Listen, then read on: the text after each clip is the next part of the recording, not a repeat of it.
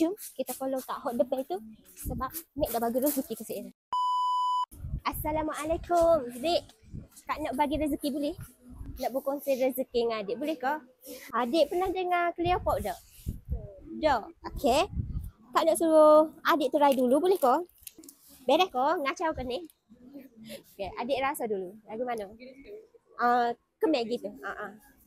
Rasa dia lagu mana? Betul dah. Pernah tak makan suplemen sebelum ni? Okey, molek sangatlah. Ni clear pop, dia sangat membantu.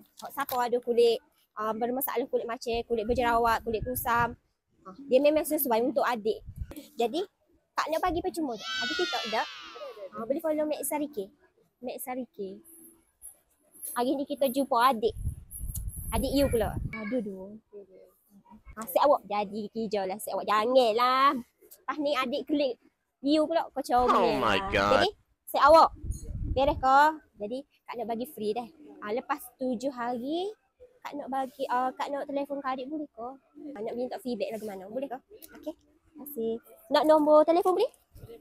Ada ngacau. Lepas selama 7 hari, nanti Mek akan telefon adik dia. Boleh? Okey, terima kasih. Jom. Lepas ni kita nak kacau siapa pula? Jom.